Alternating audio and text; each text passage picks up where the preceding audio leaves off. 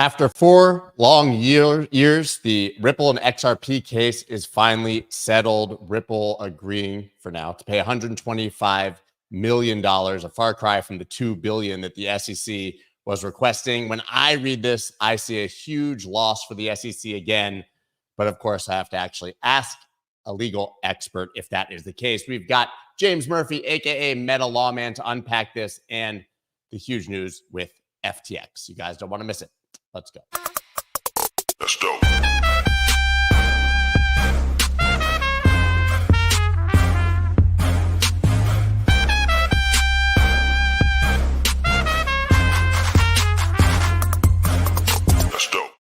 What is up, everybody? I'm Scott Melker, also known as the Wolf of All Streets. Before we get started, please subscribe to the channel and hit that like button for any time Gary Gensler has a bad day. And this feels to me like Gary Gensler had another bad day, but perhaps I'm reading it wrong. Of course, I'm going to bring on my friend James, and we're going to talk about it. Here we go, man. After 4 years, a case that started under Jay Clayton in the Trump administration, many people forget. Seems like we finally have a bow tied around this. Is that somewhat accurate? Well, Scott, we've got to stop meeting like this. It's just one thing after another popping up in this world of crypto law. Yeah, look, 4 years of the crypto retail community just taking punishment from this case. May be at an end now, and I think that any rational observer would say the result yesterday was a win for Ripple and a win for the XRP community. You saw the verdict in the market with respect to price action of XRP, but I'll tell you what, this is a case that never should have been brought. It was confirmed by the judge yesterday that the SEC has absolutely no evidence of any losses in association with the securities violations that were found. So if you think about the world of crypto and all the possible targets out there, to pick one where no securities violations resulted in any harm whatsoever, this should never have been brought, and feeds into a really legit question that the XRP community has been asking forever. Why the free pass to Ethereum and this jihad against Ripple where there's no damages? That's this $0 disgorgement that you described here in number one, correct? So as you said, $0 disgorgement as expected because no losses shown by the SEC. So you're saying that whether it was a security or not, it didn't hurt anyone and we should have moved on with our lives long ago, which is interesting because there was a lot of conjecture, or at least that people said, that every time you'd see sort of the price of XRP rise, which I know is different, that XRP, the Ripple would just kind of send some to exchanges and sell right into that move, which a lot of people took, I guess, issue with. But maybe that's something that's different than this. Yeah, Scott, we talked about this a while back, this disgorgement issue, which is a huge, huge issue for the SEC. And we talked about the fact that if they didn't prove actual losses, they were going to get a goose egg. We discussed that. And lo and behold, the judge got it right, followed the Second Circuit court precedent, which she had to, and found that they get zero. And then that kind of impacts what the penalty is going to look like. So we're going for over $800 million in disgorgement. They got zero. And then with respect to the penalty, they wanted a one-time penalty equal to the disgorgement plus interest, which got you to the $2 billion. And so what you're left with here is zero disgorgement, a penalty of $125 million. And so the thing to know about that, Scott, is it is close to really the lowest that the judge could do. There are 3 tiers of penalties based upon, the level of misconduct alleged and proven. And she applied the lowest level. level 1, and there, if you've committed fraud, it goes up to 2 and 3. And so this is close to the lowest that she could do. And so I think it is very much a win for Ripple. I think they would have paid this amount on day one to settle if in exchange, they got a declaration that trading on exchanges and their programmatic sales are just fine and dandy. I think they would have taken that deal 4 years ago. I mean, 125 million they made in the first 5 minutes after this decision came out in price action, probably way more. It's a complete nothing burger, a non-event. Could it have been zero? I mean, could the judge have literally said this should be thrown out, no penalty, or was this kind of the best case scenario for Ripple? It's close to the best case scenario. I think that she would have risked being reversed on appeal if she gave a zero penalty. So this one is probably bulletproof. The 125 million penalty, that aspect of this case is probably bulletproof on appeal. So there are other things that could be appealed here, and the SEC has 60 days to make that decision starting yesterday. So still an open question as to whether they will do that. Okay, so here's my question. You say at the bottom of your tweet here, sort of summarizing, my guess is both sides will appeal. I think that's probably true, but I want you to unpack that because A, it will look horrible for the Harris campaign if this gets appealed by the SEC and they continue their attacks on the industry, right? So they might want to just let this go politically, although I don't think that's Gensler's mandate or what the SEC will do. And on the other side, this seems like Ripple should just pay the 125 million, as you said, and let this go. There's really no downside to just getting out of the way. What would they be appealing? Having to pay 125 versus having to pay nothing? Because it seems they won everything else. Right. Yeah, I think everybody on Twitter has disagreed with me that there will be an appeal. Here's why I guess that there will be. It's not legal advice, obviously, and nobody should trade on XRP, hold, sell, buy, do anything based on what some guy on YouTube says. But my guess is that they will appeal. And there are two things that appeal would include, at least two. One is this decision on disgorgement is very, very impactful for the SEC's entire enforcement program. If they can't get disgorgement without proving losses, it impacts significantly pending cases as well as other cases that they would like to bring. And you might recall that we discussed this on a prior show, that while the Ripple lawyers deserve tremendous credit for how they've managed this case, and John Deaton's part was very important in this case, did a wonderful job, great job by all involved, including the leadership of Ripple to not buckle under, and settle and fight this thing. Give them all the credit. But there was a lucky break here as well. And that was at the end of last year, the Second Circuit changed the law. For my entire career, which was long, there was no requirement that on a securities violation like this, that the SEC had to show any losses. The Second Circuit changed that last year, in between the time that the summary judgment was decided in this case and the remedies was decided. They get a binding precedent from the Second Circuit that basically kicks out disgorgement. So the SEC hates that, and they think it is wrong. And there is a split in the circuits. The Fifth Circuit Court of Appeals has ruled that you don't have to do that, show losses. The SEC doesn't have to.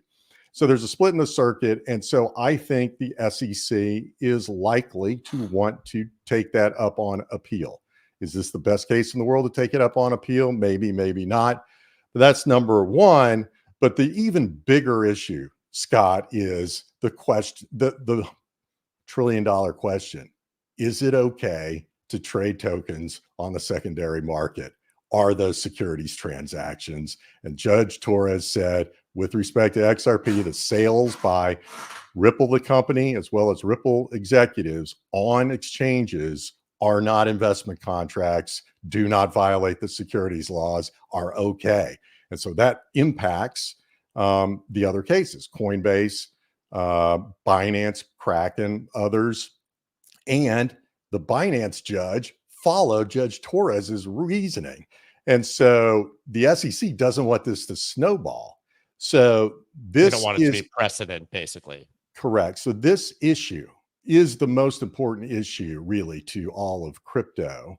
And so the only question is whether the SEC concludes that this is the best case to take that question up. And remember, Scott, they already tried once.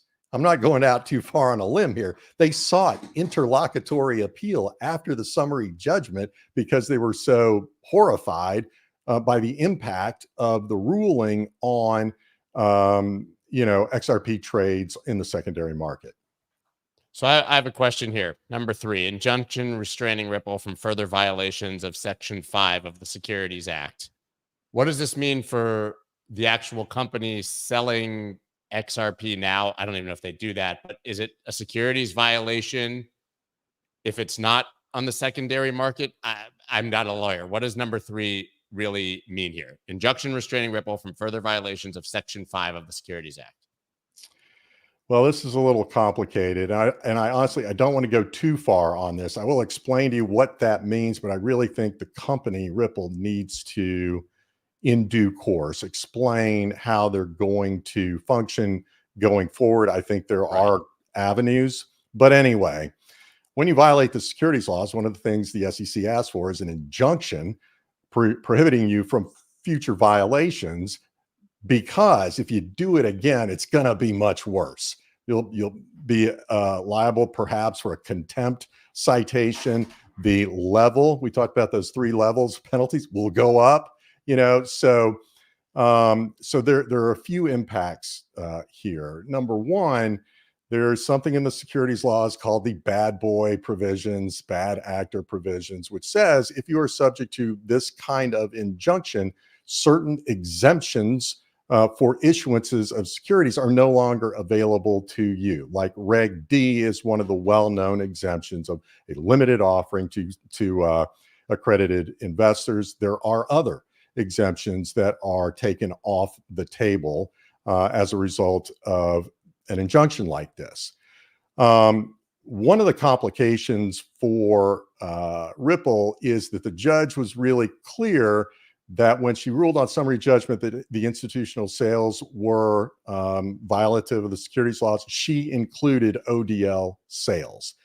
Now, editorial comment here, I think she's wrong about that. I don't see how ODL sales can satisfy the Howey test, because you don't hold the XRP for profit, you hold it to use it to make cross-border trade. So I think she was wrong about that. Nevertheless, she's saying it's included. That means it's included when you think of the injunction. So does that mean that Ripple has to stop ODL sales? I don't think so. They've got smart lawyers, and I think they'll figure out a way to do it. It can be done, in foreign countries.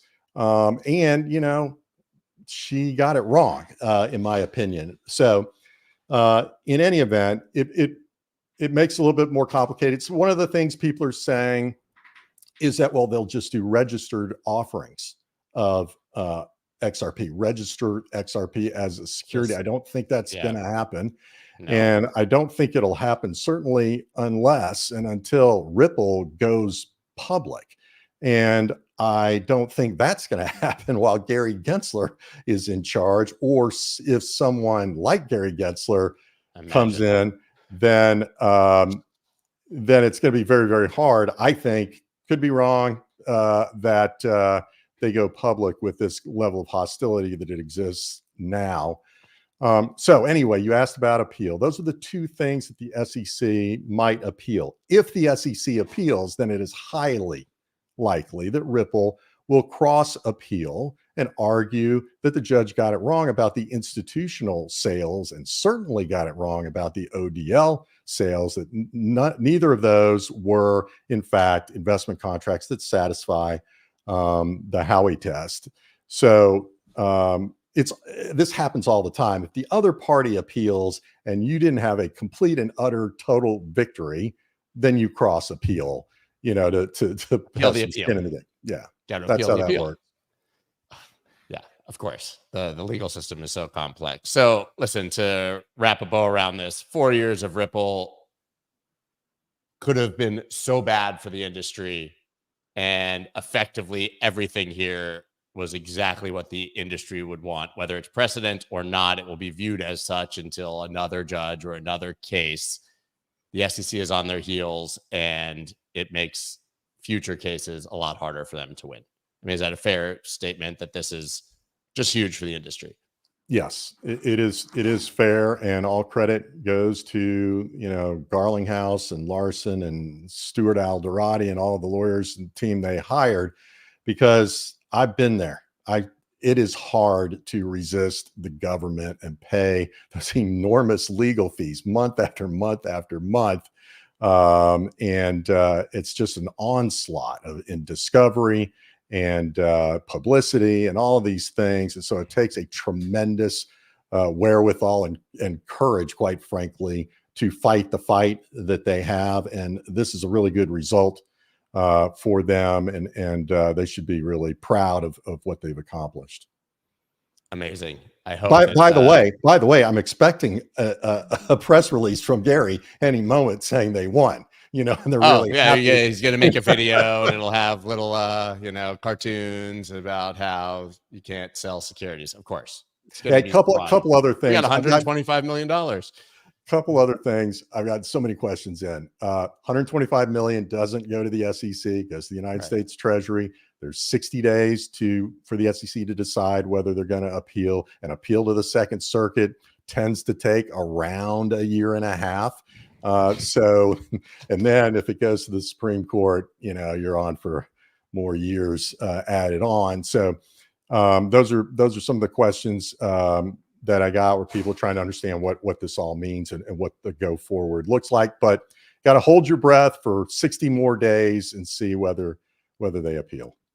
But then we'll just have to wait 18 more months to figure out what that means. So like I said, for now, it was even on the first decision, everybody argued with it. There are people who disagreed, but it's what the industry and the market looks at is the single thing you have until there's more information. So whether it was the law or not, people said these are not going to be securities on secondary sale until you tell me otherwise. Right. And for the market, I think to most people here, that's what really matters.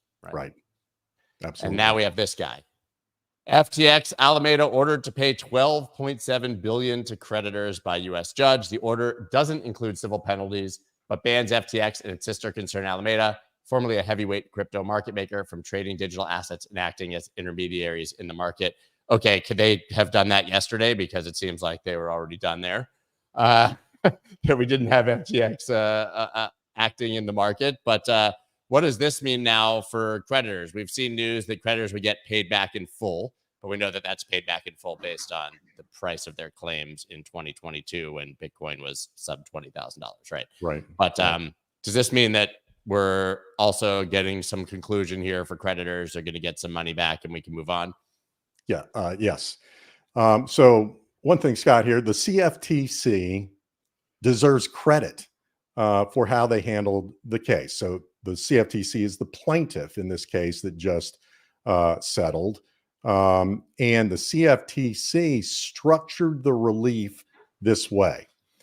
Like $8.5 billion is restitution, and the other is disgorgement, which means all of the money is going to be fed to creditors rather than the CFTC taking a slice for themselves, like the IRS has done in that. IRS, remember, they had a claim for like 30 billion on this. I don't know what happened to that, and they put themselves ahead of the creditors. Well, I mean, it's evolved. It's evolved in a positive way, but I think they're taking a 200 million scalp, the IRS, and then subordinating the rest of their claim. But I just want to say for Rostin Benham, it's to his credit that he put the actual victims first, unlike what we see from another agency. And basically, all this settlement means is that money is going to be funneled in through and appropriated through the bankruptcy process. It's not separate. It's just going to be administered through the bankruptcy and used to pay creditors, and it aligns with what the reorganization plan or distribution plan says anyway. So this is a little bit of a formality, just confirming, the CFTC is cool with how this money is going to flow to the victims of FTX. I mean, so this is basically what was expected. We're just giving credit to an agency for not taking their cut, which rationally they obviously shouldn't do, since these are actual human beings who have lost, billions of dollars. But what does this now mean moving forward? Is this the end of the claims? Because this is the CFTC and not necessarily the bankruptcy itself, right? So this is funneling into the bankruptcy, which still has to be dealt with. Right, but it's coming, looks like it's coming to a conclusion. I think that the creditors are voting now, and there's a deadline in a week or two to vote on the plan of distribution. And then the judge, I believe, is committed to ruling on it within 30 days. So that gets you into October. And so people are saying that there's a strong possibility that you could see actual distributions this year, in December, of cash, going to people who are inclined to be involved in crypto. So, there's a thinking that this might be a boost to the overall crypto markets. I don't know if people even saw it. Wasn't widely reported, but Voyager creditors just started receiving second checks because of their settlement with FTX. Brings Voyager creditors, also based on July 2022 prices, to about a 70% payback. It was at about 35, so they almost doubled their payback. I say they, but I guess I'm a we. I haven't gotten my check yet. But seems like good news all around from a legal perspective. I mean, we've got 5-6 more minutes. What other cases now are pending in your mind that could still have a meaningful impact on the market or how things are approached? I know there's a lot of them, Coinbase, Binance, but I think, how about that could actually get some sort of resolution or big news in the next 3 to 6 months? What's weird is that judge, as far as I know, is still sitting on Coinbase's request for interlocutory appeal of her decision denying their motion to dismiss, which puts front and center the simple question of whether trades on the secondary market are securities or not. They asked for that to be certified to the Second Circuit Court of Appeals. So for us law nerds, what's interesting here now is Ripple is in the pole position, is ahead of the others in terms of getting to a court of appeals and raising this issue.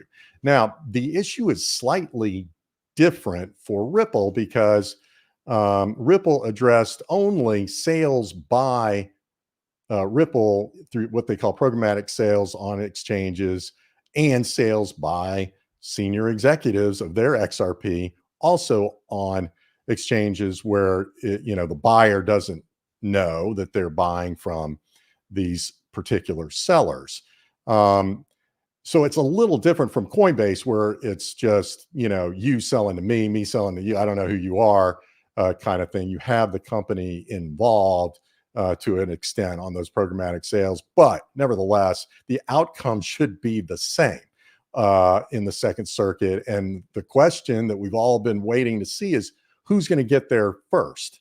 And so remember, the SEC already said they wanted an interlocutory appeal. This issue is so important. They've got to get to the Second Circuit as fast as possible. Coinbase has said the same thing, also in a court in the Southern District of New York. Meanwhile, Binance has gone the other way on the question. So it's weird that the judge has not ruled on the Coinbase request to get to the appellate court.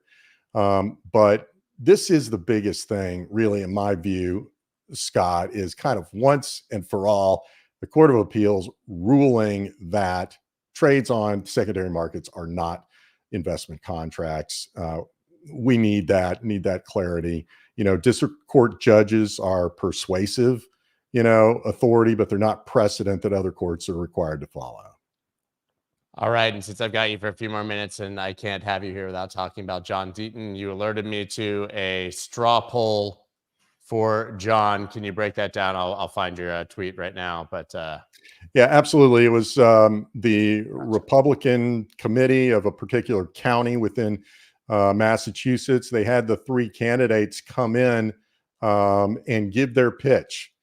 And you can imagine, I wasn't there, but you can imagine John's pitch, is unusual and so compelling that he got 3/4 of the votes. It's obviously a small sample, but it's no surprise that people embrace John's candidacy. They love John and they feel it. And what they feel is this guy could win. This guy could actually beat Elizabeth Warren. Whereas the other two candidates, I think, don't really have that aura. I'm not critical of them, but if you want to win, if you want to beat Elizabeth Warren, it's perfectly obvious to everyone that John Deaton is the guy. And you can't just be a normal candidate and go in and beat an incumbent. You have to be a huge risk taker and something completely different. Right. And he's way ahead on, campaign finance, fundraising, which is absolutely essential. And so I nothing's a foregone conclusion, but he's going to win on September 3rd, which is when the primary is. And then it's a real sprint. It's a 60-day sprint to the election. And, people, it would be great if people could contribute to John's campaign. JohnDeatonForSenate.com. If you have maxed out, you need to max out first. If you've got that kind of money, then please consider contributing to the super PAC that I funded, which is called the Commonwealth Unity Fund.com. And you can max out again after the primary, right? You can, to John, you can give the 6,600 right now. It's 3,300 for the primary, 3,300 for the general election. Yeah. So yeah, many of us have maxed out the 6,600 and he needs it. You've got to buy media. John is out there in the parks, at the parades and the pool halls and the pubs, meeting the people, but you got to get on TV and that's really expensive. And so, for all those who are watching, if you are working at a crypto company, you've got a stake in this. Your company has a stake in the outcome of this. Imagine how the landscape changes if Elizabeth Warren is retired. Then you don't have to be begging for a reset, or a pivot or whatever. It's done. When you put in John in the Senate in place of Senator Warren, we're going to have great legislation. It's going to be a number of dominoes fall in the right way. And so anyway, companies can contribute to the super PAC, can't contribute directly to John's campaign. And you've got skin in the game, and it would be DM me, contact me, and I'll tell you more about what we're doing. But it really is in the interest of people who care about the future of financial freedom broadly to get involved and support John. Love it. As always, man, thank you so much for coming in and unpacking these issues for us. Don't think I'm ever going to get my law degree, so I'm going to keep you around. Sounds good. Thanks for having me on. Thanks, James. Speak to you soon. Guys, you can follow him, MetaLawMan, on X. Absolutely great insight if you ever want to know what these legal cases actually mean and not just take 99% of crypto Twitter's word for it, because it's usually wrong. Thank you, man. I'll see you soon. All right, guys. And now moving on to the charts, and the XRP one is a hell of a chart. I've got chart guys here. XRP, it said, there you go. It jumped 17%. But it's funny. I don't know if you've looked at the XRP chart, but it gives me the ETH BTC vibe, where you have this extremely long-term resistance that just can't break. Yeah, and yesterday the spike was right into a very clear horizontal resistant level. We're still battling. It wasn't a too hard of a rejection, but just a very clear spot for bears to take a low risk short. When you shoot up and your hourly RSI is approaching 90 and there's a resistance level, what I say, you can see it from space because everybody can see the same level. It's nice and clear. That bears are going to take some chances with shorting that. And of course, bulls are going to take some profit. But overall, certainly very constructive and just got to get over this resistance zone, which is pretty much, 637 to 657. There it is. Yeah, straight across. So, even if we do reject, as long as the daily retracement size isn't too significant, we can still, keep it within striking distance. But I haven't looked at the XRP BTC chart in a while. So that was a really nice tightening range breaking bull.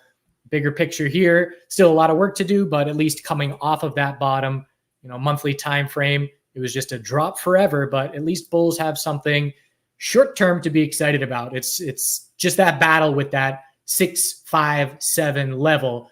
Need to get over that sometime in August here to keep this move progressive.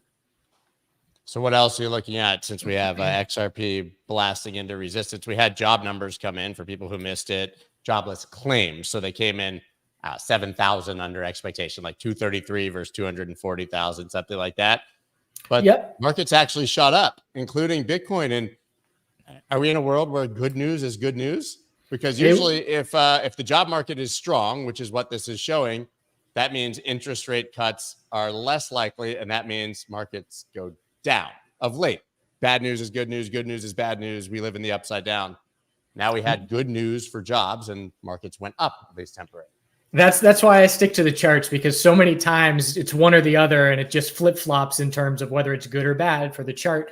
But overall, we had a lot has changed since we last spoke a week ago with everything going on in the broader market. And of course, the narrative of the yen carry trade and all of that's been going on. But for me, it still remains the Bitcoin monthly EMA 12 big picture. Obviously not ideal that we broke below 53.5, the low of consolidation, but a decent bounce at this point. And we know, again, just most likely scenarios, we know this bounce is going to result most likely in a daily lower high at some point in the next few days, likely. And then the most important thing from there is, can the bulls confirm the daily uptrend? And it's the same question for the broader market. We flushed in a huge manner on Monday. We bounced up.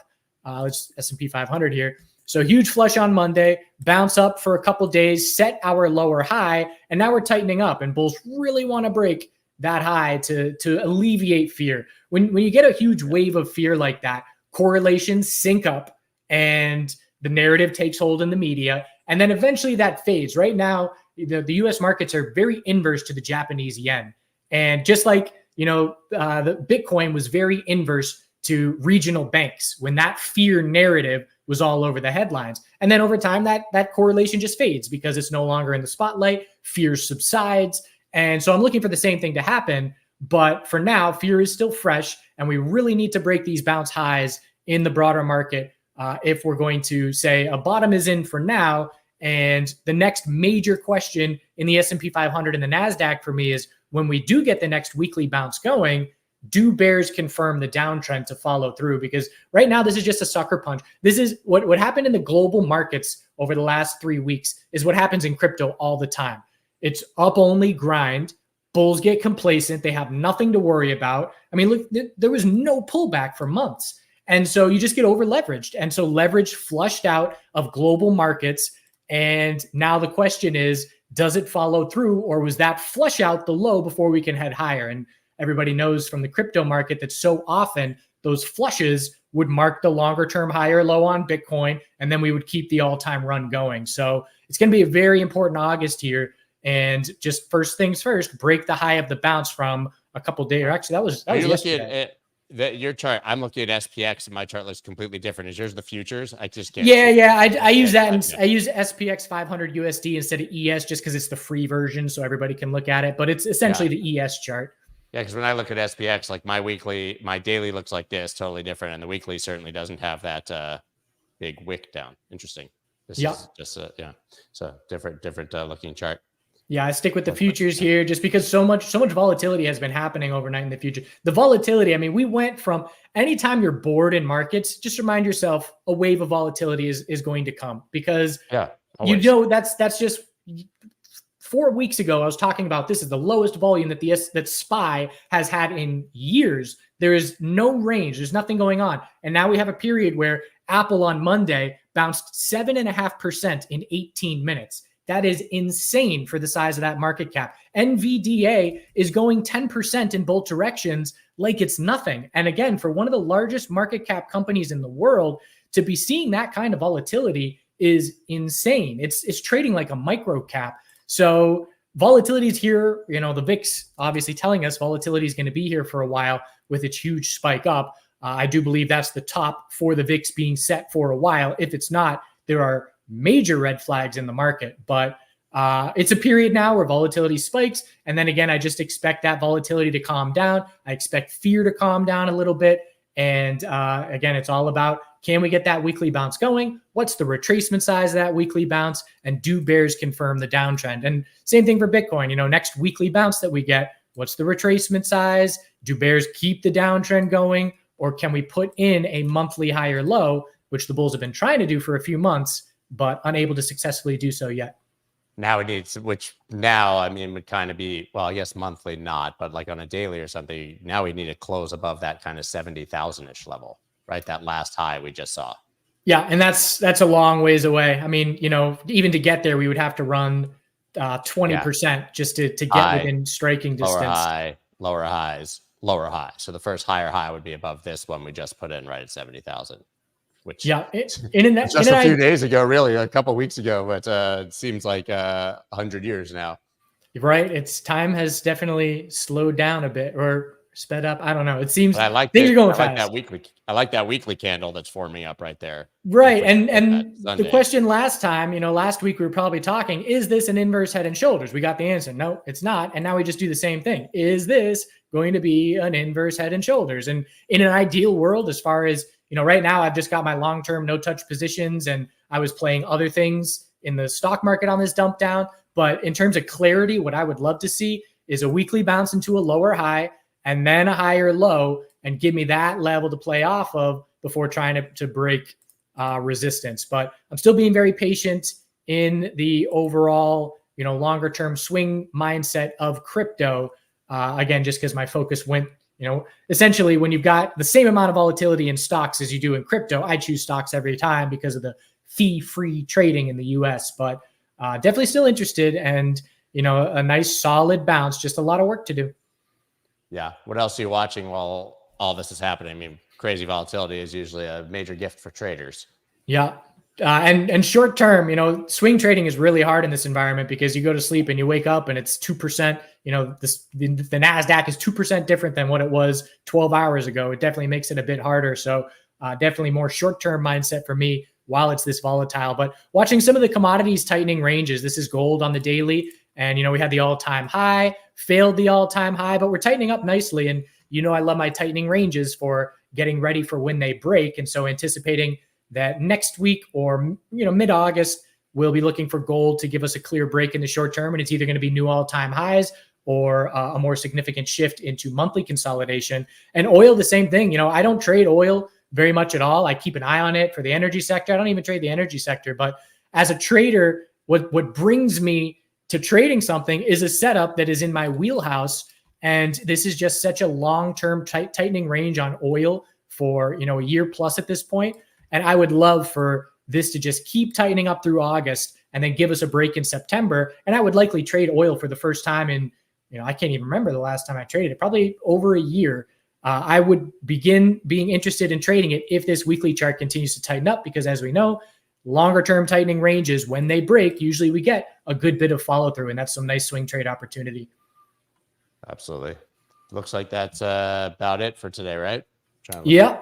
Keep an eye on the Japanese yen and the inverse relationship with the broader stock market. Again, I think it's going to start fading, but that is the narrative that the market has focused on for this week. And we'll see what it is next week. But again, from Bitcoin, top out on the daily, set the daily lower high, and then change that trend and regain a daily uptrend if we're going to say, you know, that that wave of fear has subsided and ready to try and make some recovery. Yeah, that's the dollar yen for the record for people. I mean, right into support, epic reversal candle forming. So yeah, that could be the signal that things aren't going to get so much worse soon, at least. And I think JP Morgan said that they think, I have it right here, that global carry trade just in that day or two, basically that 3/4 of it already unwound. So if that's really the narrative and what happened, there shouldn't be that much more damage. Let's hope so, for the sake, because again, when there's a wave of fear like that, everything correlates and drops together. And then when the dust settles, you get things showing relative strength. But 2008, metals dumped, utilities dumped, everything dumps. All the safe havens dumped with it. So fear overrides everything, and we definitely had a big, short little wave of fear there, and hoping it has subsided for now. All right, man. Well, thank you guys. Follow, of course, Dan, Chart Guys on X and on YouTube. Always appreciate your perspective. We'll see you next week, right? I'm out of here next week. I'm renting a van in Oregon, and a week and a half. And by the river. Yep. Gonna do some mountains and forests and do the nature thing. Awesome. All right, man. Well, see you in 2 weeks. Thank you so All much, right. everyone. We'll see you tomorrow for the Friday 5. Later. Bye. That's dope.